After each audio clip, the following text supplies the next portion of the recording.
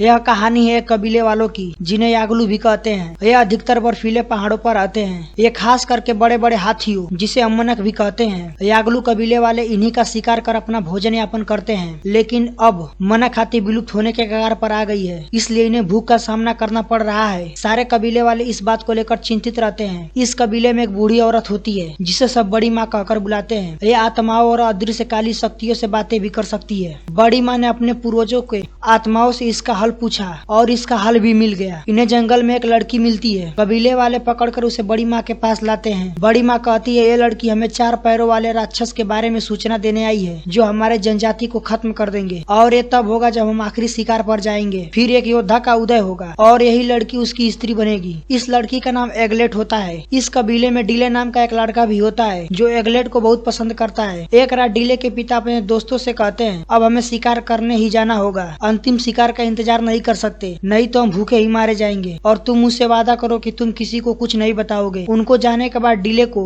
सब लड़के चिढ़ाते हैं कि तुम्हारे पिता डरपोक हैं। भविष्यवाणी के बारे में सुनकर यहाँ से भाग गए। अब धीरे धीरे डीले और एगलेट करीब आने लगे थे। इन दोनों की दोस्ती अब प्यार में बदल जाती है। ऐसे ही कई साल बीत जाते हैं। अब दोनों बड़े हो चुके थे। फिर इनके इलाके में मनक हाथी दिखते हैं और यही आखिरी शिकार का वक्त होता है। भविष्यवाणी के मुताबिक जब ये शिकार करेंगे तब यह 4 पैर वाले जानवर आएंगे और इनके जनजाति को निशा कर देंगे। कबीले के सरदार घोषणा करते हैं कि जो भी पहले मनक का शिकार करेगा उसी से एगलेट की शादी कराई जाएगी और इस कबीले का सरदार भी बनाया जाएगा, और साथ ही सिरत भाला भी मिलेगा जो कभी डीले के पूर्वजों का शाही हथियार हुआ करता था। अब कबीले से सारे योद्धा मनक हाथियों का शिकार करने निकलते हैं। कुछ ही देर में बड़े ही चालाकी से एक मनक को जाल में फंसा लेते हैं, लेकिन मनक जाल तोड़कर भागने लगती है। सभी जाल को पकड़ते हैं ताकि मनक हाथी को रोका जा सके। सब एक एक करके जाल को छोड़ देते हैं। डीले अभी भी उस जाल को पकड़ा हुआ था। डीले को अकेला देख मनक इस पर हमला कर देता है, लेकिन डीले बहुत बहादुर लड़का था। वो अपनी भाला से एक चट्टान में फंसाकर मनक हाथी को धाराशायी कर देता है। तुरंत बाद ही सारे कबीले वाले वहाँ आ जाते हैं। ये देखने के बाद सब खुश होते हैं और कहते हैं तुमने अकेले इतने विशाल हाथी को मार गिराया। वचन के मुताबिक डीले को सिरत भाला और उसकी स्त्री एगलेट को सौंप दिया जाता है, लेकिन असली मुसीबत तो अभी आनी बाकी है। उसी रात घोड़े पर सवार कुछ आदमी आते हैं और यहाँ के सभी आदमी औरतों यहाँ तक कि एगलेट को भी बंदी बनाकर ले जाते हैं। डीले और उसके कुछ बचे हुए साथी तय करते हैं कि हम